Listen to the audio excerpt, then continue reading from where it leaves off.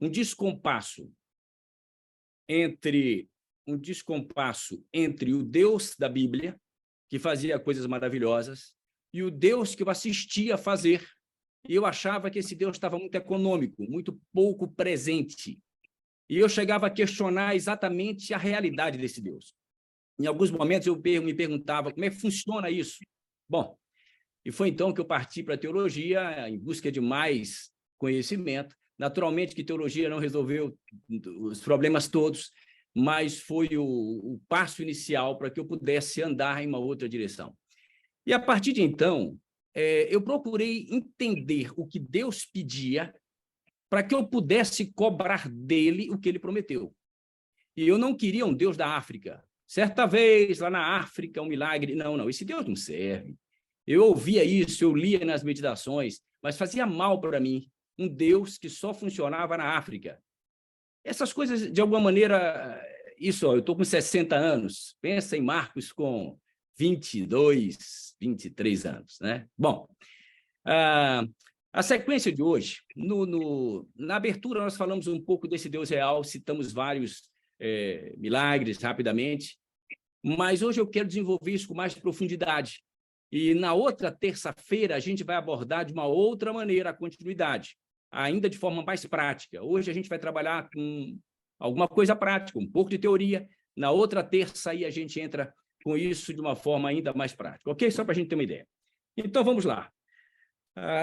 Eu peço perdão a vocês porque eu saí do hospital correndo para cá e tentei ajustar aqui os dois notebooks. Eu estou aqui em casa de uma maneira estranha, eu não tenho estúdio, eu monto isso aqui na frente da televisão e eu não consegui, algumas coisas ficam assim, ó, fica difícil de ler, né? Mas, olha, muda assim, mas tudo bem, eu vou falando, a gente vai conversando e Deus vai completando aquilo que a gente precisa para entender. Bom, vamos lá. Eu já sou avô e aí estão dois nenéns. Eu tenho um filho médico, tenho uma filha médica e agora tenho 2 netinhos.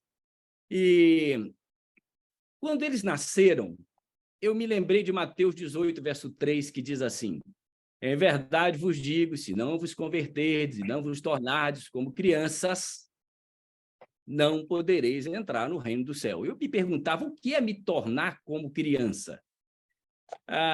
Esse cenário talvez é melhor descrito através desta imagem que está aqui. Que coisa linda, uma mamãe, eu saindo da frente fica mais bonito ainda, ó. Quando eu entro em cena a imagem muda. Mas vamos lá, uma mamãe e um neném. O que vem à nossa mente, Zina e amigos? Vem o amor máximo que este mundo pode demonstrar, que é o amor da mamãe. Os papais amam, mas não nessa intensidade. E quando Deus quer falar de amor, por vezes ele se reporta ao amor da mãe. Ele diz ainda que uma mãe esquecesse do filhinho que ama, ou seja, é o máximo, que mama, né? É o máximo do amor. Bom, nessa configuração, se essa mamãe saísse e por alguma tragédia, eu não falo, nenhuma experiência minha será de tragédia, tenho certeza, eu não gosto de experiências assim, com um final triste, tremendo, e aí ele morreu e perdeu a oportunidade de salvação. Ei, amigos, Deus não trabalha dessa maneira. Não é com medo do inferno que alguém vai para o céu. A gente trabalha de outra maneira. Eu encontrei um Deus real por um outro caminho, e é isso que eu gostaria de dividir sempre com vocês. Mas vejam bem, se essa mãe saísse e não voltasse, esse neném não ia sobreviver. Ele depende inteiramente da mamãe. Quando Deus fala de nos tornarmos como criança, ele quer dizer o seguinte: você tem que ter uma dependência total a mim, uma entrega total a mim. E o melhor exemplo é o de uma criança. Agora, esse cenário é muito bonito quando a gente cita a teoria bíblica. Mas quando algumas cenas acontecem como essa que está aqui. Isso aqui que vocês estão vendo é um parafuso. Deixa eu ver se eu aponto para ele. Estão vendo aqui? Na cabeça de uma paciente. Esta paciente é minha esposa, é médica, anestesista. A minha esposa teve um câncer de nasofaríngeo lá dentro, uma bolinha de ervilha, e nós fizemos radioterapia, quimioterapia, enfim, foi bastante angustiante. Se você perguntar qual foi a maior tragédia da sua vida, eu diria o câncer da minha esposa. Se você perguntar qual foi a maior bênção da sua vida, eu diria o câncer da minha esposa. Deus transforma tragédias em bênçãos. Ele é especialista nisso, desde que você coloque tudo na mão dele. Mas vamos lá.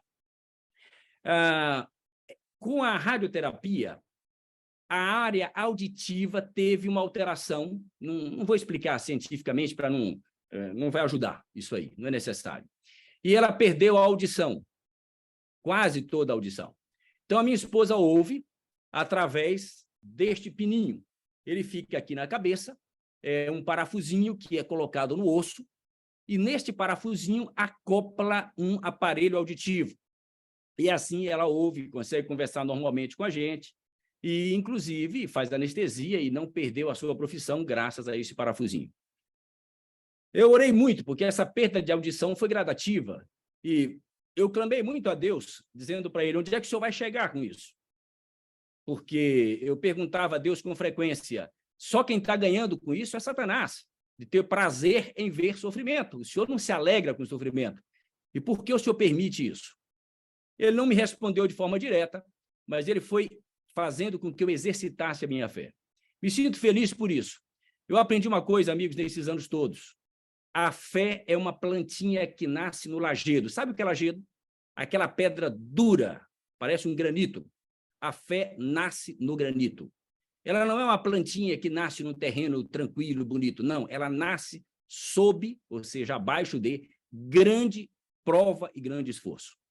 Mas vejam bem, meses depois, este botãozinho, este parafuso, começou a ter uma infecção aqui. Vou sair da cena para ver se vocês veem um pouquinho. Deixa eu tentar. Era importante que vocês tivessem uma ideia. Dá para perceber que aqui tem uma infecção. E esta infecção aumentou. E aqui vocês veem agora a grande área de infecção.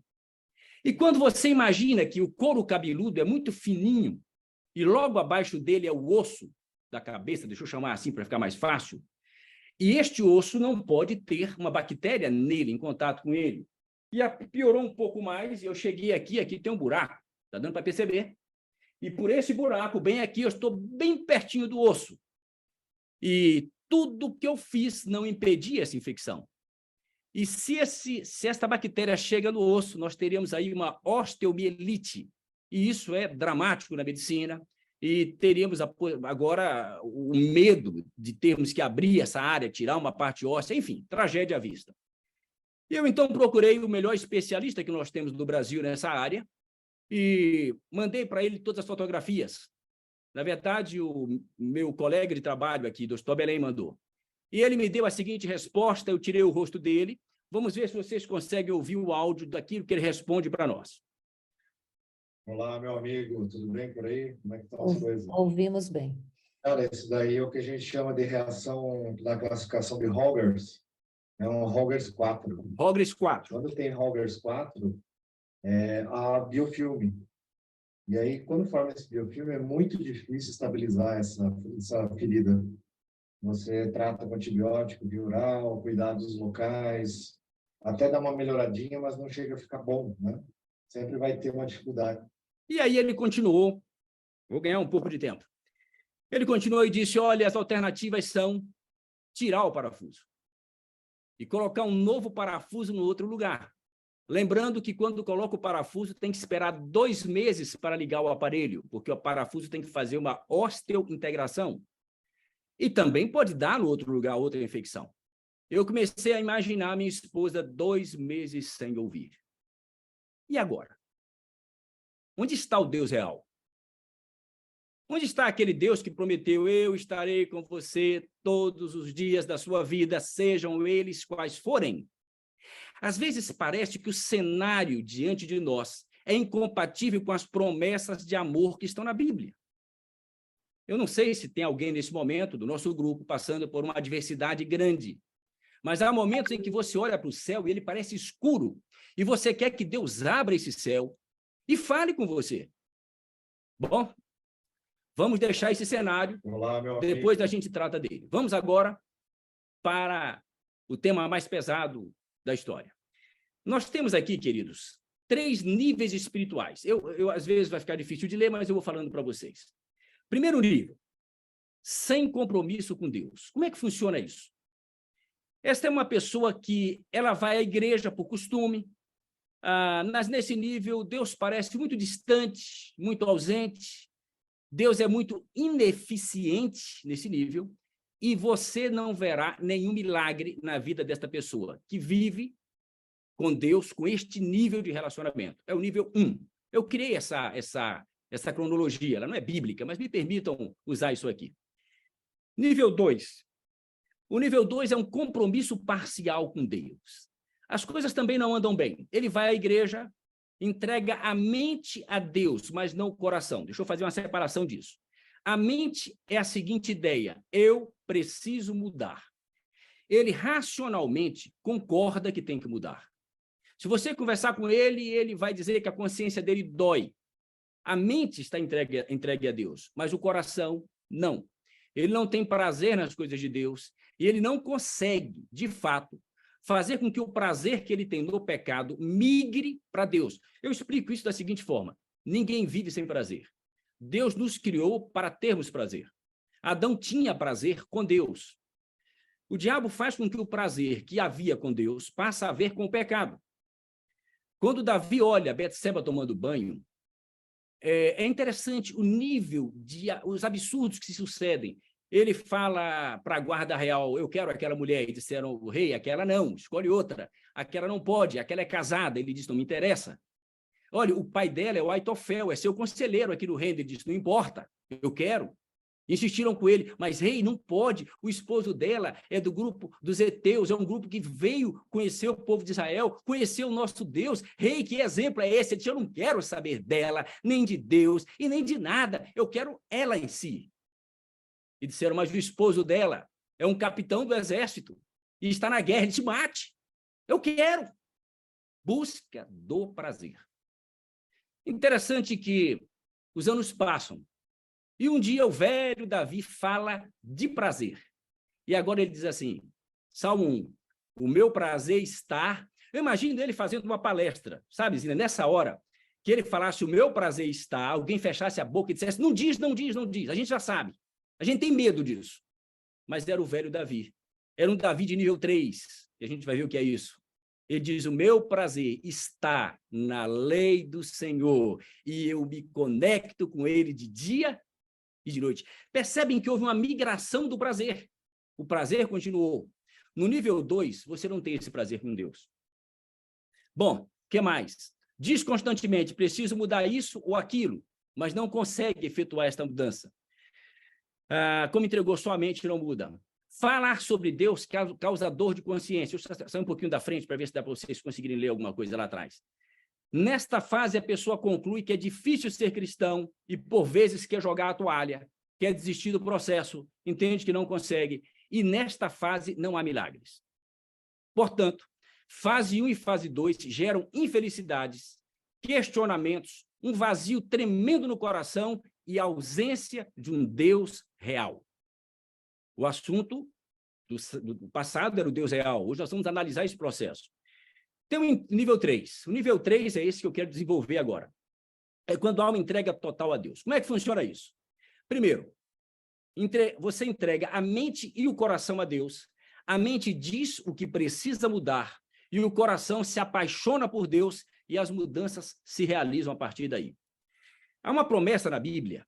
Olha, guardem essa promessa com muito carinho, porque essa é a promessa que eu várias vezes cito para Deus em minhas orações.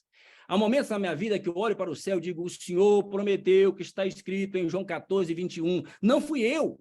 Eu digo para Deus: se o Senhor prometeu, agora é hora de cumprir. Eu já falei isso algumas vezes, diante de um choque anafilático. Eu vou contar experiências depois, maravilhosas em anestesia e situações assim. Mas vamos lá. Esta promessa só é feita para o nível 3. E esta promessa é a seguinte: eu me manifestarei a ele. Queridos, o que é se manifestar? É Deus dizendo: filho, você tem um canal aberto comigo, que no momento em que você precisar, eu entro em cena, eu me manifesto, eu sou real. Você me enxerga, às vezes não com os olhos literais, vai ter que esperar um pouquinho por isso, mas você vai me ver tão pertinho que você vai sentir a minha presença com poder. Só acontece no nível 3. Nesta fase, você ouve a voz de Deus. É interessante isso. O que mais? Vê milagres. O que mais? Coloca todos os planos na mão de Deus e tem tranquilidade em fazer isso. Vive sob a direção de Deus, consegue viver o Salmo 37, verso 5 e verso 7, eu estou na frente aqui do pedaço que escreve lá. O que mais? Passa o dia conectado com Deus, não cai no cardápio saboroso de Satanás e não tem medo da morte. Esse é o nível máximo. É o nível da entrega total. Vamos desenvolver esse nível? Vamos. Cristão de nível 3. Primeira coisa, como é que a gente muda de fase? Quando a gente brincava nos joguinhos da vida, havia mudança de fase. Eu estou na fase 1, passei para a fase 2. E nas fases que nós mudávamos, havia desafios maiores. Interessante. E outra coisa, vários cenários da fase 2, e 3 e 4 do joguinho, eles não se repetem na fase 1. Portanto, em cada fase há um cenário diferente que também acontece na vida espiritual. Agora, para você subir de um local para outro, você vai usar o quê? Uma escada rolante, um elevador, né? É mais ou menos isso. Para você subir no patamar espiritual, só Deus pode lhe elevar a esse nível. Eu não posso, por nenhum recurso humano, subir esse degrau para essa nova fase. Esse é um processo em que eu, ao fazer a minha parte, Deus me transporta para esse nível. Vamos entender um pouquinho como funciona isso. Vamos para Cades Barneia. Aqui está o mapa. Esse mapa eu já tentei tudo. Eu saio de cena, ele melhora. Eu entro, ele piora. Eu vou ficar fora para vocês entenderem isso aqui, tá bom? Vamos lá. Note que ali está o Egito e lá está Canaã. Pelo menos dá para ideia geográfica aí, né? Assim, de distância. O primeiro dia, eles viajaram essa setinha. Eles viajaram até Sucote, 40 quilômetros, 38 para ser exato. E agora andaram até Cades Barneia. Cades Barneia é esse círculo aqui. Ali é Canaã, ok? Cades Barneia, Canaã. Eles gastaram 3 meses e 11 dias de Sucote até Cades Barneia. Agora, queridos, olha a alegria desse povo. Chegaram na entrada de Canaã. 3 meses e 11 dias e chegaram em Canaã. Era o momento mais feliz da vida deles. Saíam de uma escravatura do Egito e entravam na terra prometida. Não havia algo melhor do que isso. Neste momento, então, Deus fala com o povo. Era para entrar. Era o momento da festa. E Deus disse, então, agora eu vou fazer o meu discurso de abertura para vocês entrarem na terra prometida. E Deus fala o que está em Deuteronômio 1, verso 20. Olha que lindo esta conversa de Deus. Deuteronômio 1, 20 e 21. Eu vou sair da frente para ver se dá para ler um pedacinho lá. Tendes chegado à região que o Senhor nosso Deus nos dá. Chegamos. A palavra era essa. Chegamos. O nosso sonho era esse. Aí está diante de nós. Eis que o Senhor teu Deus colocou esta terra diante de ti. Sobe e possui, como te falou o Senhor Deus de teus pais. Não temas e não te assustes. 2 perguntas. Primeira, no verso 20. Esta é a terra que o Senhor teu Deus, o quê? Te entrega para você conquistar? Não.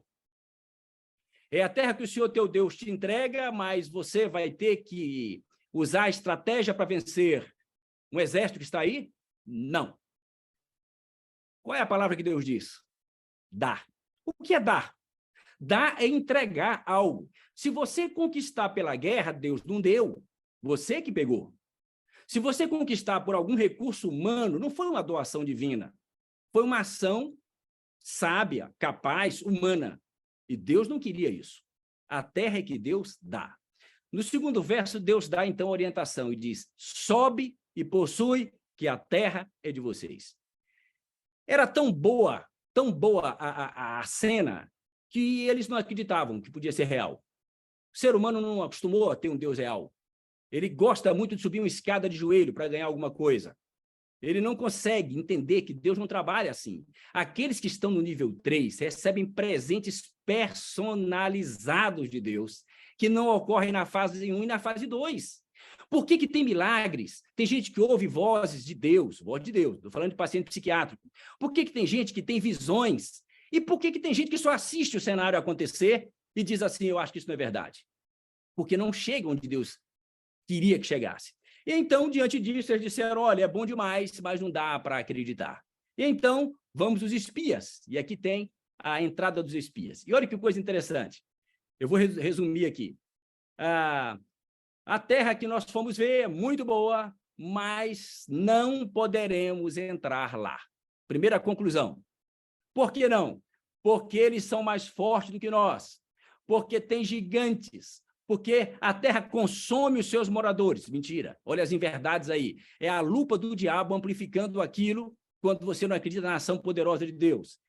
Nós somos gafanhotos diante deles. Sabe o que é interessante? Eles acham que nós somos gafanhotos e nós achamos que nós somos mesmo, que eles têm a razão. Pronto. 10 falam isso. A terra era que Deus dá. Agora vem Josué e Caleb para falar. E olha que coisa linda o que eles falam. E daí que tem gigantes? E daí que tem muros fortes? E daí que nós parecemos gafanhotos? Nós vamos entrar e nós vamos comer como comemos pão. Esse povo se virá de alimento para nós se eles não forem embora daí. Porque Deus garantiu que nos dá a terra. Vamos entrar. É Deus quem entregou. Sabe, queridos, é a visão, o cenário era o mesmo. A diferença era o nível que cada um estava. Nós temos 10 no nível 2 e nós temos 2 no nível 3. Não precisa mostrar para Deus o tamanho dos seus problemas. Mostre para os seus problemas o tamanho do seu Deus, que eles fogem. Ah, queridos, como eu gostaria de ter vivido ao lado de 2 homens para aprender deles a coragem, a firmeza, a fé desses homens. Eu decidi que eu precisava buscar isso em Deus. Bom, e você me pergunta, Marcos, tudo bem, mas a terra tinha gigantes? Tinha. E tinha muros fortes? Tinha. E como é que Deus ia resolver isso? Eu podia dizer, o problema é de Deus, mas Deus é tão maravilhoso que ele disse como resolveria. Está na Bíblia, que a gente não observa muito esses detalhes. Em Êxodo 23, versículo 28, está como Deus resolveria. Ele disse assim, também enviarei vespas diante de ti, confundindo a todo o povo onde entrares. Ou seja, Josué, Caleb, entra na frente, porque o meu exército de vespas está esperando ansioso para atacar os gigantes e entregar a terra para vocês. Mas só tinha Josué e Caleb que queriam entrar. E a multidão não confiava no poder de Deus. É muito triste quando isso acontece, porque parece que Deus não tem o poder que ele deveria ter. Vamos agora para um cenário bíblico, bem interessante. Osina, quando faltar, eu estou aqui na minha contagem, tem 20 minutos que eu estou falando, não sei quanto você tem. Fica à vontade, doutor. Tá, então eu estou contando aqui, mas vamos lá. Esse cenário é interessante porque ele vai retratar a humanidade de Jesus e nós vamos ver essa cena agora na vida de Jesus. Vamos para a prática em Jesus. Mateus 26, verso 39 a 44, vai descrever Jesus no Getsêmani. O cenário é esse. Indo ele um pouco mais adiante, prostrou-se sobre o seu rosto, orando e dizendo, meu Pai, se possível, passa de mim esse cálice, todavia não seja como eu quero, e sim como tu queres. E voltando para os seus discípulos, achou-os adormecidos. Bom, foi uma segunda vez e depois foi uma terceira vez. Notem que ele leva apenas 3 discípulos para mais perto dele, e agora ele se distancia dos 3 e vai para um local mais afastado. O cenário é este aqui, Getsêmani. E aqui está acontecendo esta batalha. O curioso é que Jesus, estando ali, ele havia aberto mão das suas prerrogativas divinas. Note, onipresença, onisciência e onipotência. Ele não tinha onipresença, ele tinha que ir de cidade em cidade. Ele não tinha onisciência. Tem gente que acha que Jesus, pequenininho na manjedoura, já recitava os salmos da Bíblia de cor. Não, ele teve que aprender pelo mesmo método que nós aprendemos, é o da repetição. Que mais? Onipotência. Não, tem 2 versos aí que mostram o seguinte, que ele disse, vocês poderão fazer mais do que eu estou fazendo. Se ele diz que pode fazer mais, e nós não temos onipotência, é porque nós vamos lançar mão dos recursos que ele lançou, são textos para confirmar isso aí. Bom, nota que, neste cenário que está aqui, estamos diante de um conflito de vontades. Opa, mas em Jesus, sim, em Jesus. E como funciona isso? Ele diz, meu Pai, Se possível, passa de mim esse cálice, como eu quero e como tu queres. Pronto, chegamos num cenário que é muito próprio para nós. Queremos algo e entendermos que Deus quer diferente. Isso acontecia com Jesus. Há muita gente que chega hoje e diz assim, devíamos dizer, se o Senhor quiser, seja feita a tua vontade. Mas a pessoa diz assim, Senhor, eu já decidi o que eu quero. E o Senhor é que se esforce para me abençoar para aquilo ali acontecer. E às vezes vai à igreja e fala isso, orem por isso que eu estou fazendo. E às vezes eu pergunto, e você orou antes de tomar essa decisão? Bom, diante disso, nós temos então duas vontades. A vontade de Deus e a vontade de Jesus. E elas diferem. E nesse conflito de vontades, nós temos algumas orientações. Tiago 4, verso 14, diz que nós temos que perguntar sempre se é da vontade de Deus. Assim como na oração do Pai Nosso, que chamamos popularmente de Pai Nosso. O segundo texto, Provérbios 16, 1 a 3, o pedacinho que... comentar cada um desses versos é muito bom, mas eu não vou fazê-lo. Apenas o verso 3 diz assim, entrega as tuas obras ao Senhor, e o que você tem planejado se realizará. Nota que interessante, não é que Deus tem um projeto diferente do seu, é que o seu projeto e o dele, embora sejam o mesmo, a trajetória sua não está andando da forma correta para chegar lá. O nosso projeto é ser feliz. Ele fala, filho, por esse caminho você não vai conseguir. O nosso projeto é ser salvo. E ele fala, por esse caminho você não vai chegar lá. Então, não é que o projeto de Deus é contrário. Eu quero ter uma casa boa e Deus não quer que eu tenha. Não. Deus quer que você tenha bênçãos materiais, mas Ele quer que você as tenha, mas não quer que elas tenham o seu coração. Quando a gente entende isso, muda o cenário. Aí, quando a gente não concorda com Deus, para que isso não aconteça, Deus se apresenta para nós, dando uma ideia do que Ele é. E Ele diz assim, Isaías 46, verso 9, Ele diz, eu sou Deus. Bom, mas até aí Ele disse o óbvio. E Ele continua, eu anuncio o fim desde o princípio. Deus não é uma cartomante olhando o futuro. Deus faz o futuro. Nota a grandiosidade desse Deus. É um Deus que, ele diz, eu declaro como as coisas acontecerão. Queridos, um Deus que soprou o sol, um Deus que soprou o universo, não é um coleguinha nosso, para numa rodinha a gente dizer, eu discordo do Senhor. Quem somos nós para discordarmos desse Deus? Não há nada que ele peça de nós que nos fará falta. E não há nada que nós possamos escolher melhor do que ele escolheria para nós. Se nós acreditarmos nisso, aí a entrega não é mais um sacrifício.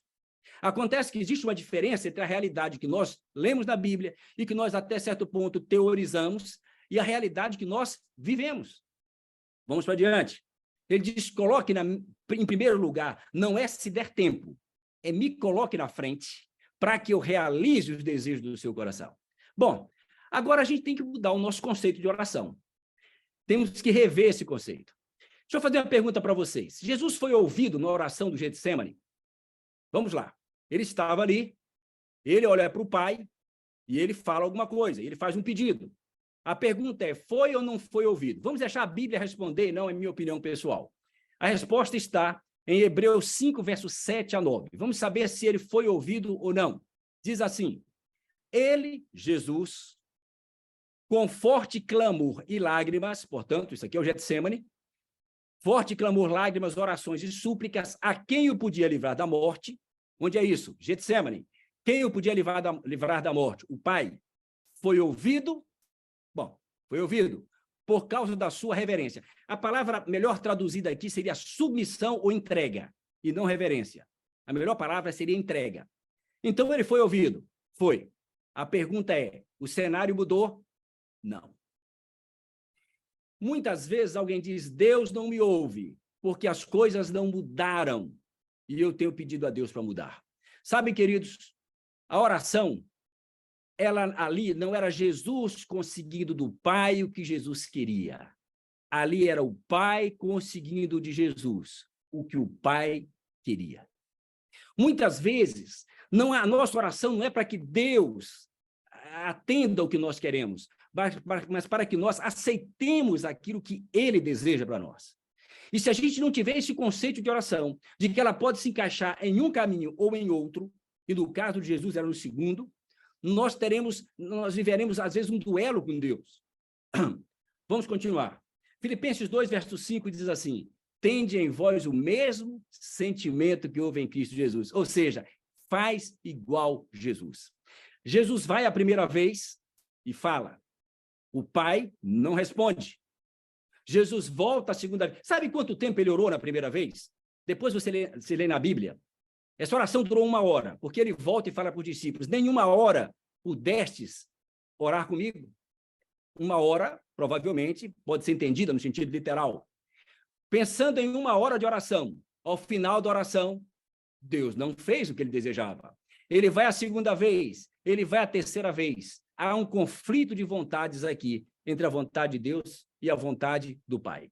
Eu vou pular esse áudio. Muito indeciso. Vamos para adiante. Preciso ficar um pouquinho mais na parte prática aqui.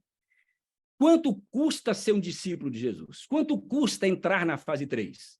Porque eu quero contar 2 historinhas do final, para a gente lá adiante para fechar. Então, vamos lá. A primeira coisa está em Efésios 2, verso 8. Aqui, quando Deus fala do preço, alguém fala assim: mas pela graça sois salvos. Então, é de graça ser discípulo. Não, não é de graça. A expressão é de graça significa o seguinte: que nada do que você faça lhe dará o direito de receber como recompensa a salvação. Mas ela não é de graça. A Bíblia nos descreve isso quando entra em Mateus, que ela diz assim: o reino do céu, vocês conhecem o texto, é semelhante a um tesouro. E ela fala que o homem vendeu tudo para comprar o tesouro. E mais adiante fala, é semelhante a pérolas, que o homem encontrou a pérola e vendeu novamente tudo. Então, nota, é a entrega de tudo por algo que tem mais valor. E quando no final ele diz, vai e vende tudo que tem, para o jovem rico, ele está dizendo, o valor para comprar o que você está querendo é tudo que você tem. Se você tem uma olhadinha, aqui tem um detalhe nesse verso, para mostrar para nós o preço da salvação. Romanos 10, verso 9. Se com a tua boca você confessar Jesus como Senhor em seu coração, crer, etc., então você será salvo. Espera aí. Mas não é para confessar Jesus como Salvador? Não. Confessar Jesus como Salvador não salva. Mas como não? Jesus é Salvador para todos que ele criou e que ele deseja que estivesse no céu. Mas ele só é Salvador, de fato, para aqueles que escolherem ter Jesus como Senhor. A escolha para tê-lo como Senhor é nossa. Ser Salvador, ele é para todos. A nossa opção, aqui a insistência é, ou ele é Senhor, ou ele não será Salvador. Ou nós chegamos ao nível 3, ou nós estamos vivendo uma vida pobre, não iremos ver um Deus real e perderemos do céu. E que sentido tem viver no nível 1 e no nível 2? Vamos para adiante. Agora ele vai fazer uma afirmativa, mas antes de fazer a afirmativa, ele disse, se alguém vem a mim e não pode fazer o que eu vou dizer agora, que está em Lucas, você não pode ser meu discípulo. Então, presta atenção. Ele está dizendo o seguinte, se você não é capaz de fazer o que eu vou dizer agora, nem comece um relacionamento comigo. É meio duro esse texto, né? Ou você alcança esse patamar, ou a sua trajetória está perdida. É melhor não começar. É um começo que não leva a lugar nenhum, ele está dizendo. Então, ele antecede o texto dizendo, se você não chega nesse nível, não adianta que você não... E que nível é esse? Vamos lá. Ele diz assim, não me amar mais do que tudo. Segundo, no verso 27, não tomar sua cruz. Terceiro, verso 33, não renuncia a tudo que tem. Nota que este cenário é para nós, por vezes, desafiador, porque nós nos apaixonamos por coisas nesse mundo que, por vezes, não são ruins, mas que ocupam o lugar do Deus real. E aquele lugar sendo ocupado, o Deus real não funciona, não entra em ação. E uma coisa interessante, entregar tudo, tomar a cruz, amar mais, ele agora diz assim, e fazer tudo transbordante de alegria. Ou você se apaixona por mim e faz tudo isso com a maior alegria da sua vida, ou vai ser um peso infeliz tentar ser cristão. Sabe, queridos, ou a gente tem essa compreensão, ou a nossa vida será uma vida de sacrifício. Eu não posso. Eu falo uma coisa, aqui eu abro o coração para vocês. Que horas começa o culto na igreja de vocês aí? Aqui no Brasil é 9 horas. Quantas pessoas estão na igreja quando começa o culto? Sabe por quê? Porque elas não estão apaixonadas por Jesus. Porque elas não estão no nível 3. Porque se essa paixão fosse real, quando chegasse a pessoa que abre a porta, haveria uma fila na frente, ansiosos por entrar na casa de Deus, ter um encontro com Ele, abraçar com os olhos da fé esse Deus real e ter aquele relacionamento maravilhoso. Mas isso não acontece, porque Deus não está no coração, está só na mente. Vamos para adiante. Segunda coisa, como se dá o processo de rendição? Não é algo automático, não é assim, não tem um anjo, era bom que tivesse, que no momento do batismo, Pai, Filho e Espírito Santo, mergulhou, saiu da água, o anjo aperta um botão lá no céu, entrega total, nível 3. Não funciona assim. Isso tem que ser aprendido gradativamente. Esse aprendizado, ele vai acontecendo através do relacionamento com Deus. Olha que coisa curiosa. Deus vem visitar Adão e Eva no Éden. Adão havia pecado. O relacionamento de Deus com Adão era um relacionamento tão querido, Deus amava tanto Adão, tanto, que quando Deus chega no Éden, no mesmo local onde ele se encontrava com Adão, Adão havia pecado, Adão não estava ali. Qual a frase que Deus diz? A frase natural seria: Adão, o que foi que você fez? Não foi essa a frase. Não foi a falta de um fruto na árvore que machucou o coração de Deus. Foi os seres que ele mais amava fugirem dele. Foi não quererem o abraço dele. Isso doeu no coração dele. E ele perguntou: Adão, onde você está, meu filho? O problema não é o que você fez, é para onde o que você fez te levou. Te levou para longe de mim. Ei, filho, não importa quais são as dificuldades da sua vida, não sai de perto de mim, filho. Eu te amo tanto que eu não consigo ficar longe de você. Sabe, filho, quando eu disse que se você comesse desse fruto, você morria, presta atenção, eu disse porque quem morreria seria eu, porque eu não vou viver longe de você. Esse era o grau de amor. Ai, como é bom quando a gente tem essa compreensão do amor desse Deus. Quando a gente entra no nível 3, as dificuldades da vida passam a ser nada, quando nós olhamos para os olhos amorosos de Jesus. Bom, vamos para adiante. Felipe, alguém alcançou esse nível? Isso é uma pergunta importante. Porque quando a gente está falando de uma coisa maravilhosa como essa, tem que saber se alguém chegou lá. Nós temos vários homens que chegaram nesse nível. Nós temos Daniel, que falava com o anjo. E era interessante, o anjo gosta de conversar com a gente, né? O anjo desce para dar um recado para Daniel, fala: Daniel, tem um detalhe, antes de falar o que eu vou falar, deixa eu te falar uma coisa que não está aqui no programa. E Deus não mandou falar isso, mas eu vou falar porque eu estou com vontade. Daniel, Deus gosta demais de você. Que coisa bonita, né? O anjo dizer isso. Nós temos vários outros, nós temos Eliseu. A Bíblia fala, Eliseu enxergava Deus numa perspectiva diferente. E o curioso é que o relacionamento de Eliseu era tão íntimo com Deus que uma vez o exército do céu veio para perto dele, não foi para brigar, não foi para lutar, foi para dizer: Eliseu, eu estou aqui para lhe mostrar o tanto que eu lhe amo. Meu exército não vai precisar de entrar em ação, mas eu quero que você saiba que o céu está disponível se um dia você precisar. Esse é o relacionamento nível 3. Existem vários outros, Paulo, etc. Vamos para adiante. Agora, Hebreus 5, versos 7 a 9. Vamos lá. Jesus, nos dias de sua carne, é Jesus na terra, ok? Tendo oferecido com forte clamor, lágrimas e orações, onde é que é isso? Getsêmani de novo. Clamor, lágrimas e orações. Mas tem uma palavrinha antes, é a palavra forte, ou seja, lágrimas em grande quantidade, oração em grande quantidade e clamor em grande quantidade. Ninguém pode dizer que ele orou pouco, que ele clamou pouco. Mas nesses dias, fazendo isso e pedindo a quem o podia livrar da morte, foi ouvido por causa de sua entrega. E aí o texto continua, e aqui tem uma complicação tremenda. Verso 8. Embora fosse filho, aprendeu obediência. Ué, Jesus tinha que aprender a obediência? Mas ele não já sabia tudo? Ele não era obediente? O que mais? pelas coisas que sofreu, aprendeu obediência pelas coisas, e vai piorar agora. O texto diz assim, tendo sido aperfeiçoado. Ei, amigos, agora complicou. Ele era perfeito. Como é que você aperfeiçoa algo que é perfeito? Não existe. Seria um contrassenso. Se é perfeito, não pode ser aperfeiçoado. Aqui não está dizendo que Jesus não era obediente. Aqui está dizendo o seguinte, que a perfeição da obediência de Jesus foi demonstrada a partir do momento, eu tirei aqui o verso, a partir do momento em que entra o sofrimento em ação, tornou-se autor da salvação para todos que lhe obedecem. Ele entra em ação como a perfeita obediência no momento do sofrimento. Sabe o que isso serve para nós?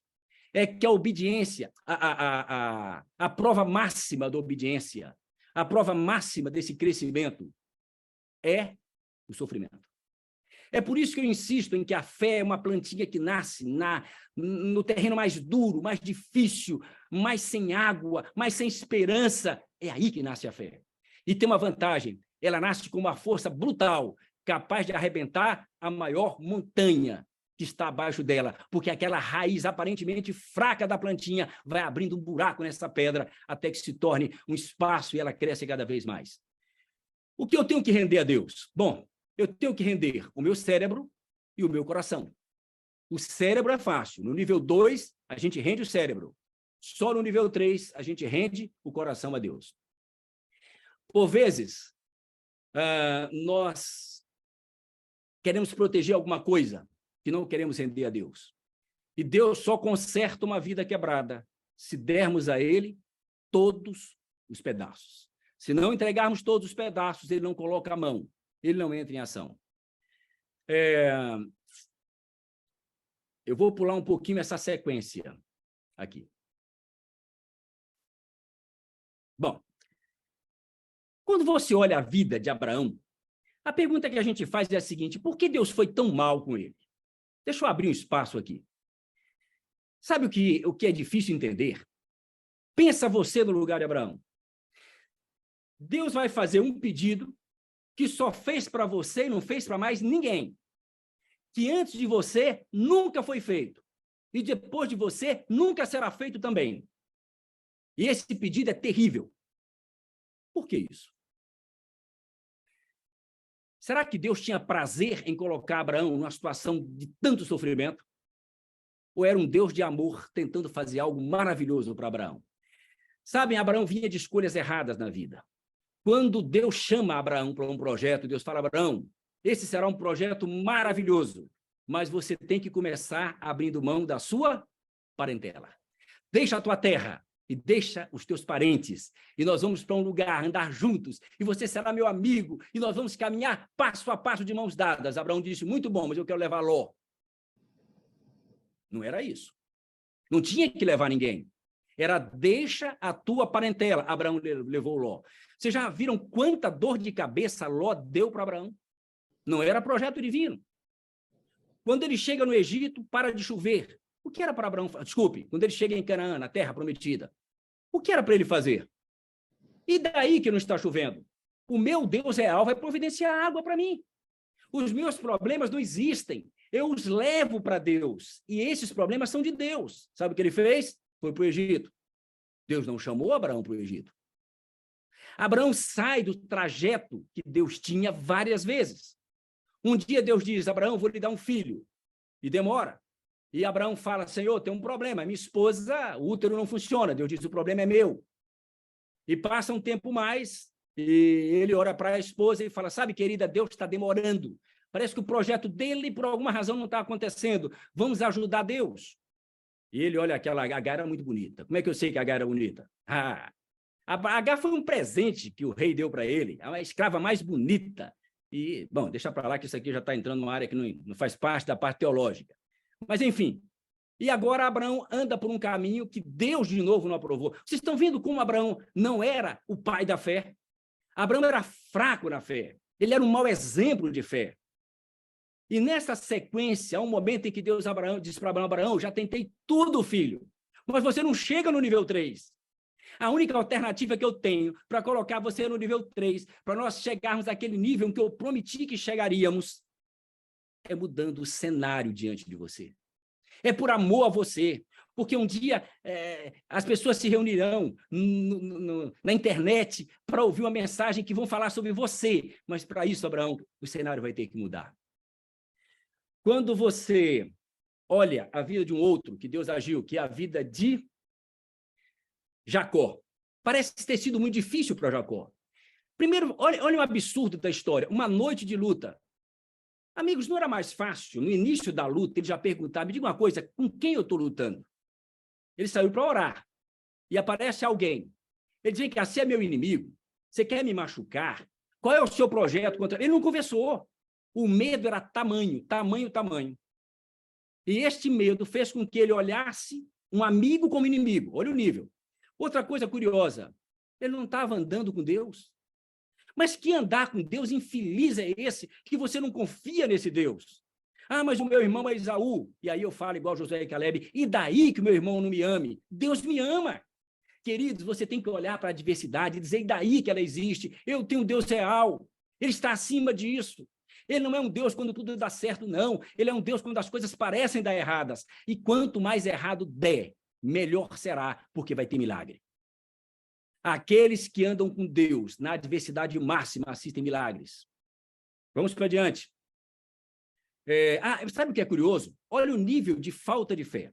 No verso 28, Gênesis 28, verso 13, falando sobre Jacó, Deus diz assim, eu sou o Senhor Deus de Abraão. Porque como é que foi o término da luta? O término foi ele dizendo para Deus, não te deixarei enquanto não me abençoares. É isso que ele fala para Jesus, é Jesus naquela luta. Não te deixarei enquanto não me abençoares. E Jesus fala para ele, ei, essa fala é minha. Amigo, você está tirando o que eu já lhe falei. Dá uma olhadinha no que eu falei. Gênesis 28, 13. Quando você passou por aqui e desesperado, chorava naquela noite, dormindo num travesseiro de pedras, eu apareci na sua vida e falei, eu sou o Senhor, o Deus de Abraão, teu pai, o Deus de Isaque, esta terra em que estás deitado, te darei a tu e a tua semente. Tem sentido Esaú matar você? Não! Eu já lhe prometi a terra. Ei, filho, confia em mim. E disse mais, no verso seguinte, eis que estou contigo e te guardarei por onde quer que fores, e te farei tornar esta terra, porque não te deixarei até que eu faça tudo o que eu prometi. Faltou o que, Jacó, para você? As minhas promessas foram entregues naquela noite desesperada em que você se abraçava com a pedra e chorava. Será que eu não sou o mesmo Deus hoje? Você esqueceu, Jacó. Jacó lutou uma noite inteira, desnecessariamente. Alguns de nós estamos em uma batalha dura, desnecessariamente, porque não confiamos no Deus real que está ao nosso lado. Bom, terceiro pedacinho. Então, vamos lá. Agora vamos à parte final. Né? Deixa eu olhar aqui. Agora, parte final. Rapidamente agora. Primeira coisa, quando você... Qual a vantagem de se render a Deus? Essa é a última parte. Primeiro é que você passa a ter mais espaço de... Você não vai criar um espaço para Deus. Deus vai ocupar o espaço que sempre foi dele e estava sendo ocupado por alguma outra coisa. Esse espaço sempre foi dele e alguma coisa na sua vida ocupou. Pode ser uma coisa boa, não importa, o espaço é de Deus. E quanto mais você tira essas coisas, quanto mais você permite que ele entre, mais esse espaço vai sendo ocupado por ele para a gente ser feliz. Segunda coisa, isso aqui é muito gostoso. Gálatas... A história, rapidamente, de Atos 10, verso 2. Cornélio. Cria um memorial. Cornélio estava orando, um anjo aparece para ele. De novo, quem anda no nível 3 vê anjos. Quem anda no nível 3 tem visão. Quem anda no nível 3 ouve a voz de Deus. O anjo vem para conversar com ele. No verso 2 diz que ele orava continuamente, Cornélio. E no verso 4, as suas orações e esmolas subiram para diante de Deus. Até aí não tinha nenhuma novidade, porque oração sobe, oração vai ao céu. Mas o que o anjo falou aqui me fez tremer. E aquilo eu guardei no meu coração, e guardei, e eu tenho falado para Deus, Senhor, eu também quero. O Senhor deu isso para Cornélio, eu também quero. E o anjo disse, Cornélio, deixa eu te falar uma coisa. Diante do trono de Deus, lá no céu, tem um memorial chamado Cornélio. Sabe, Cornélio, nós nos reunimos como anjos e perguntamos assim, o que é aquele negócio que Deus fica todo olhando? O que é que Deus fica olhando naquele lugar o tempo todo? E um anjo fala, é Cornélio. Deus não tira o olho de Cornélio. Cornélio tem um memorial. Sabe o que é um memorial? É uma coisa para te fazer lembrar. O que o anjo disse é na frente do trono de Deus tem um memorial chamado Cornélio. Deus não tira o olho de você, Cornélio. Ah, queridos, eu quero um memorial desse. Aqueles que vão para o nível 3 têm um memorial diante de Deus com seu nome. Tem um canal aberto com Deus, onde você acessa a qualquer momento, onde Deus fala com você. Nós temos que chegar nesse nível 3. Toda a nossa vida se entregue em troca de alcançar o nível 3, não foi nada, foi barato demais. Como me anima ter um memorial desse. O terceiro ponto, eu vou pular o terceiro, vamos para o quarto, porque eu quero fechar ali. Salvação. Nós não seremos felizes quando formos salvos. O cristão no nível 3 é feliz aqui na terra e continuará feliz quando chegar no céu. E a felicidade aqui na terra é tão intensa, que você não consegue imaginar que tem uma felicidade maior. Mas existe, porque agora você vai estar vendo, andando, conversando com aquele que você tanto amava aqui na terra. Agora, queridos, o último ponto. E eu voltei para João 14, 19. Lembra que eu abri com ele? Jesus prometeu se manifestar para os que andam no nível 3. Houve momentos da minha vida difíceis em que eu orei para o céu e falei, o Senhor prometeu, que está em João 14, verso 19, eu quero a tua manifestação. E Deus tem prazer em cumprir aquilo que ele prometeu. Aquele que me ama e guarda os meus mandamentos, aquele que me ama será amado pelo meu Pai, eu o amarei e me manifestarei a ele. Vamos lá, eu estava... Essas duas historinhas eu termino. Eu estava no congresso de anestesia. Queridos, eu tenho histórias bonitas, mas eu não quero histórias um pouquinho mais para trás. Eu quero algo agora, recente, do meu Deus real, do seu Deus real. E eu estava no congresso de anestesia, no Rio de Janeiro, e eu tive o privilégio de ficar no hotel dos palestrantes do congresso, e para mim foi uma alegria poder estar ali, que é um privilégio muito grande. Então, para mim, bastava descer no elevador, já ficava dentro da sala de aula, então era muito tranquilo. E quando eu queria dar um pulinho no quarto, eu entrava no elevador e já saía no quarto, aquilo era muito bom. E é esse hotel bonito que vocês veem aqui atrás, tá bom? E neste lugar gostoso em que eu estava, uma noite, eu no computador, trabalhando, mexendo, etc., decidi que eu ia dormir, estava um pouco mais tarde, me deitei. Eu tenho um programa chamado Password. Está aqui o programa. É esse aqui. É um programa de senhas, onde eu guardo as minhas senhas. Eu tenho muitas senhas. Eu sou conselheiro do Conselho Técnico de Medicina, eu tenho uma senha. É muita coisa, eu não tenho como decorar. E então, esse programa é tão útil, é gratuito. E, em determinado momento, o programa perguntou, você não quer fazer uma doação pequenininha, era um dinheiro pouco, e disse assim, e ficar com o modelo Plus? Eu disse, eu vou fazer uma doação. Eles são tão úteis para mim. Eu nem faço questão do nível Plus, mas eu quero fazer essa doação. E fiz, era um valor irrisório. Eu fiz a doação. Ele disse, então bote uma senha. Eu disse, mais uma senha. Botei uma senha, essa senha está pequena. Essa senha tem que ter uma letra assim. Essa senha... E começou a atrapalhar a minha vida. Porque eu tinha uma senha bem simples, que eu sempre usei. É a minha senha normal. E agora esse negócio pedia qualquer outra senha. Eu tentei todas as senhas, tentei tanta senha, aquilo já me estava aborrecido, eu já não queria mais doar o dinheiro, eu já queria voltar para o que era antes, porque eu já estava cansado de colocar senha, de repente uma senha deu certo. Eu salvei a senha dentro do programa, se eu precisasse eu ia achar, para achar o tal Plus, me deitei e fui dormir. Deitado, abraçado com a minha esposa, eu disse, querida, que aulas nós vamos ter amanhã às 7h30? Era bom olhar, de repente as aulas não são tão importantes, pode ter uma aula assim mais... Eu tiro um cochilozinho, tomo um café com mais calma, em vez de acordar tão cedo, gasto 1 hora de oração por dia. De manhã, não sei se eu falei como é que eu oro, falo no próximo, eu falo como é que funciona a minha oração, 1 hora com Deus, mas a gente conversa depois. Então, eu falei, deixa eu ver quais são as aulas. Entrei, abri o computador novamente, mas tem uma senha para poder entrar nas palestras, nas aulas. Eu não lembro a senha, são senhas grandes. Eu entrei no programa Password, para olhar a senha do congresso. E quando eu escrevi a minha senha, apareceu a seguinte frase, a senha não confere. Eu disse, como não confere? É o nome de um carro. Chevette. Botei de novo. A senha não confere. Eu digo, é porque o C é maiúsculo, talvez não tenha. Aí coloquei letra por letra com todo o cuidado. C-H-E, a senha não confere. Em determinado momento eu pensei, será que é aquela senha louca que eu coloquei, que agora é a senha do programa todo? Era isso. Não lembro da senha. A senha está salva dentro do programa. Liguei para o meu filho, está nos Estados Unidos, estava de férias. Ele atendeu, eu falei, Yudi, ajuda o pai está desesperado aqui. Sabe, querido, papai esqueceu a senha do password. Ele fala, Chevette. Pessoal, não é Chevette, estava falando o nome só para facilitar. Ele falou, pai, é Chevette. Eu digo, não, filho, Chevette eu já coloquei. Sabe, filho, apareceu uma doação, contei a história para ele. Ele disse, pai, não diga que o senhor esqueceu a nova senha. Eu digo, esqueci, e não adianta reclamar, porque eu não estou ligando para você reclamar, é para chamar a atenção do papai, é para dar solução para o papai. Eu disse, pai, não tem. Pai, deixa eu contar uma coisa para o senhor, esse programa, ele não tem nenhum recurso para o senhor resgatar a senha. Pai, tenta lembrar. Eu digo, não dá, filho. Eu coloquei 20 senhas. Pai, o senhor vai perder tudo. Eu digo, filho, mas não tem... Tá bom, um beijo, deixa o papai tentar. Entrei num fórum na internet, do password, e no fórum apareceu, sabe o quê?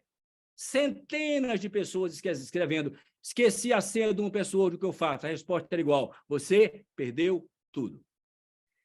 Queridos, eu me desesperei, porque toda a minha vida está presa nessas senhas. E agora, sem saber o que fazer, falei com a minha esposa e falei, querido, o que eu faço? Não tenho alternativa, eu tenho que voltar, ali está o negócio da passagem, o número, tudo está ali. Filha, o que eu faço? Ela me olhou e disse, querido, tenta lembrar. Eu digo, não há como lembrar.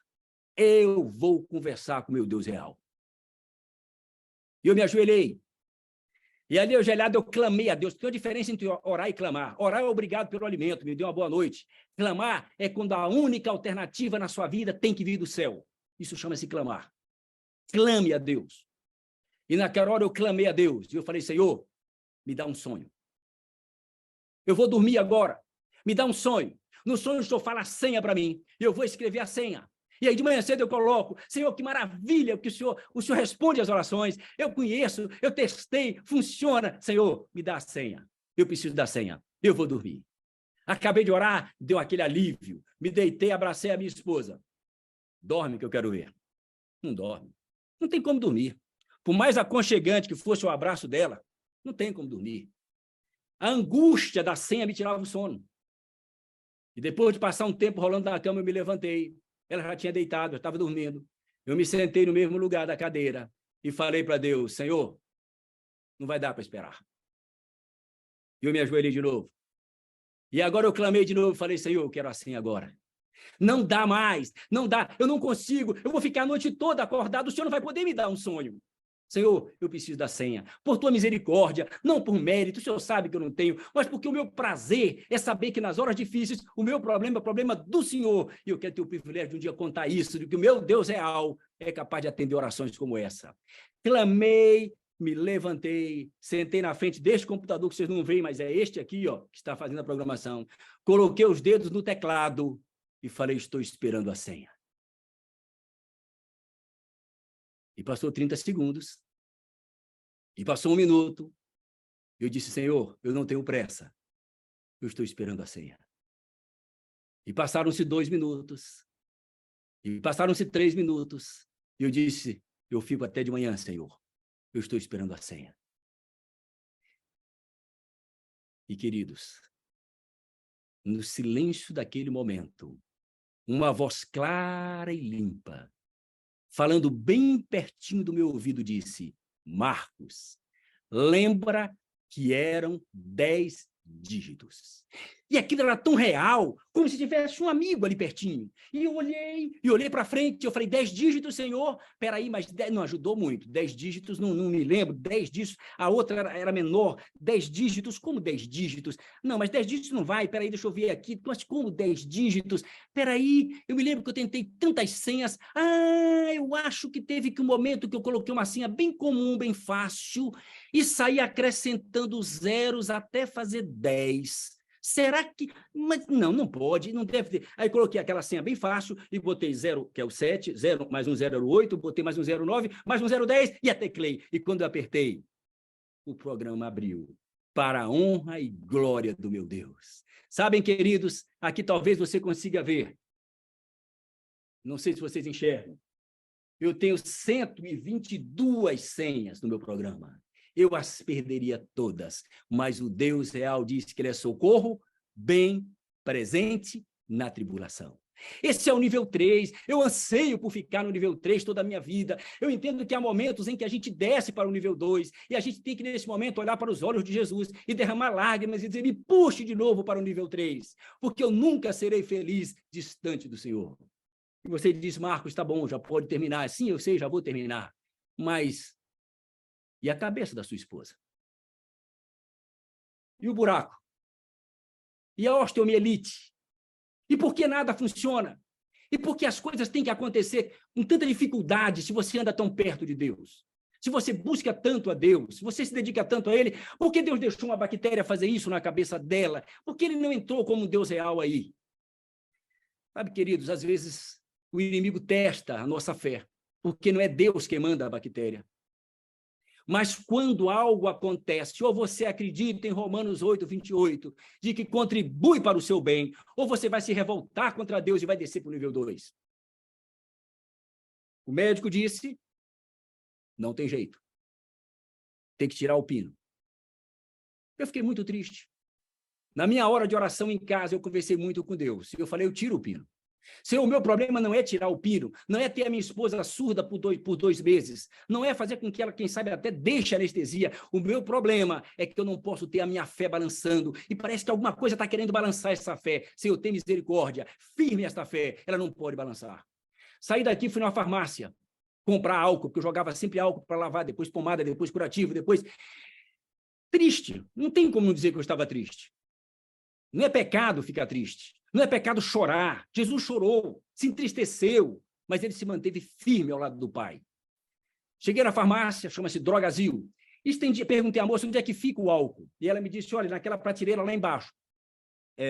Eu fui até o local, e quando eu estendi a minha mão para pegar o álcool estava bem na minha frente, eram uns frasquinhos pequenos assim. E quando eu estendi a minha mão, chegando bem pertinho do frasco para pegar o frasco, a mesma voz, aquela do computador, aquela, eu conheço o timbre dessa voz. Disse assim, pegue o Povidine. E eu parei.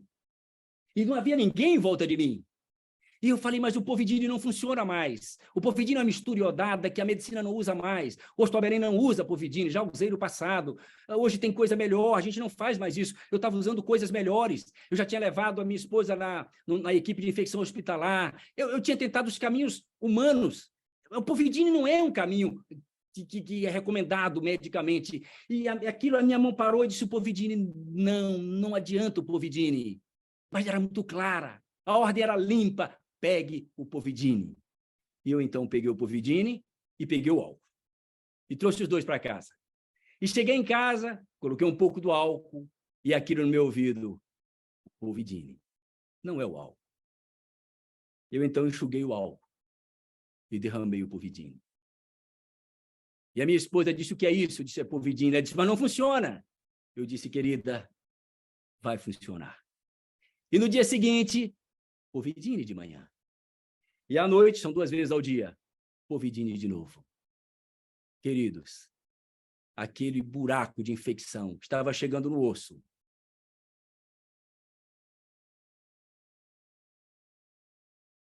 Fechou. Não há mais buraco. A película que existiria aqui e que não consegue ser tratada, porque aquele nível onde se forma, eu estou tentando usar as palavras do colega lá, quando falou sobre aquilo, aquela película é muito forte, mas não resiste à ação poderosa de um Deus real. Eu me manifestarei a ele. Sabe, queridos, eu preciso terminar dizendo o seguinte, você está achando Deus distante de você, é porque o canal está fechado. Você tem que abrir esse canal. Você tem que subir para o nível 3, pedir que ele lhe coloque no nível 3, para que, de fato, você receba as bênçãos reservadas apenas para aqueles que estão no nível 3. Orem por mim, para que eu possa continuar trabalhando para Deus. Há poucas semanas atrás, eu fui em uma programação na nossa faculdade de teologia, e quando eu entrei, um teologando me deu um abraço e falou: pastor, deixa eu lhe dizer uma coisa. Eu não lembro dele. Ele disse assim: pastor, deixa eu dizer uma coisa, preste bem atenção no que eu vou lhe dizer. E eu falei: diga, diga. Ele disse: pastor, seja muito firme em Deus. E eu achei bonita essas palavras. Mas a frase seguinte me fez tremer quando ele disse: pastor, abrace Deus, porque se um dia o senhor cair, o senhor leva muita gente com o senhor. Ai, queridos, como pesou aquilo nos meus ombros, porque eu tenho pregado no Deus real, eu tenho vivido um Deus real. E se por algum motivo eu perder esse Deus real, há um grupo muito grande que se perderia comigo. Portanto, o que eu peço a vocês, orem para que esse Deus real seja o meu Deus real, continue sendo, e seja o Deus real de cada um de vocês. Que Deus abençoe e que tenhamos essa experiência com Deus. E, doutor, por favor, pode fazer uma oração? A oração final? Maravilhoso Deus que está nos céus. Muito obrigado, Senhor, pelo privilégio que temos de, no meio da semana, dedicarmos um pedaço do nosso tempo para falarmos contigo, para falarmos sobre as maravilhas que o Senhor fez no passado, que tocam o nosso coração quando nós lemos histórias maravilhosas. Mas falar também das maravilhas que o Senhor faz hoje, ao nosso lado, e que nos anima na certeza de que essas maravilhas sempre existirão se nós estivermos andando de mãos dadas com Jesus. Obrigado porque o Senhor, apesar de nossas limitações, ainda se revela, ainda se mostra a nós. Obrigado, Senhor, porque não merecemos o privilégio de termos esse Deus que se aproxima tanto de nós, que nos abraça nas horas difíceis, que enxuga as nossas lágrimas e que renova em nós a esperança de vivermos uma vida aqui na terra junto com Jesus e brevemente vivemos essa vida para sempre ao teu lado no céu. Se há alguém no nosso grupo que tem enfrentado lutas, dificuldades, Senhor, tenha misericórdia, derrame o teu anestésico poderoso sobre as feridas, sobre as dores, e derrame sobre o coração desse querido irmão esta fé poderosa que vem através desse relacionamento contigo que nós tanto desejamos, mas que é fruto da tua ação sobre nossas vidas. Dá-nos uma noite de paz. Atenda aos pedidos dos nossos corações, segundo a tua vontade, e que possamos, se em algum momento tivermos uma vontade que difere da tua vontade, que façamos como Cristo, que a tua vontade predomine sobre a nossa, para que sejamos felizes. Perdoe os nossos pecados, nos dê uma noite de paz, em nome de Jesus. Amém.